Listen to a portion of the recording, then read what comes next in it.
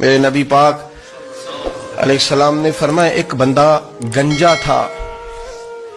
گنجا کوئی ترتیب آگے پیچھے ہو جائے تو مفہوم کے لحاظ سے، لیکن میں مفہوم اس کا واضح کرتا ہوں. ایک گنجا تھا، کوئی شے نہیں تھی، سر پہ بال بھی نہیں تھے، رویا کرتا تھا. اللہ تعالیٰ نے فرشتے کو بھیجا، تجھے کیا چاہیے؟ تو کہنے لگا بال آ جائیں اور تھوڑا مال آ جائے. فرشتے نے ہاتھ پھیرا تو بال بھی آ گئے، تو بکریاں بھی آ گئیں، لائنیں لگ گئیں، مال ہی مال ہو گیا. دوسرے کے پاس گیا، وہ کوڑا تھا. اس کو جا کے کہا کیا چاہیے؟ کہنے لگا شفا ہو جائے اور کچھ اللہ تعالیٰ آسانی کر دے. شفا بھی ہو گئی، گائیں بھی دے دی، بھینسیں بھی دے دی، مال ہی مال ہو.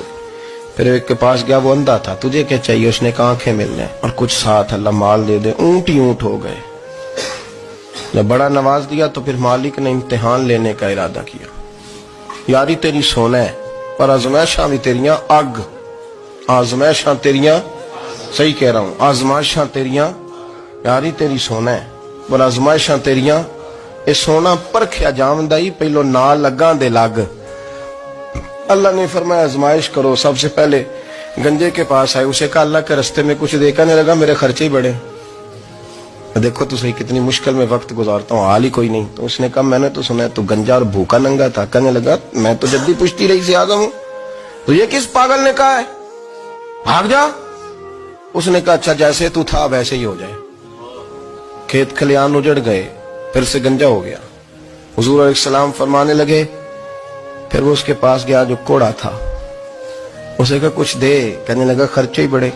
اب پوچھ لیں کسی امیر آدمی سے، کہے گا چکی کے نیچے ہاتھ ہے میرا، میرے سے زیادہ تو پریشان بندہ ہی کوئی نہیں. کیا بتاؤں آپ کو، اتنا ٹیکس ہے، اتنا جرمانہ ہے، فلانی شے، بڑا کچھ گنواتے ہیں لوگ. اس نے کہا میں نے تو سنا تو پہلے کوڑا تھا.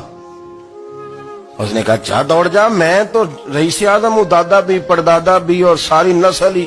اس نے کہا اچھا جیسے تو تھا ویسے ہی ہو جائے. پھر وہ گیا اندھے کے پاس اور جا کے کہا اللہ کے نام پہ کچھ دے.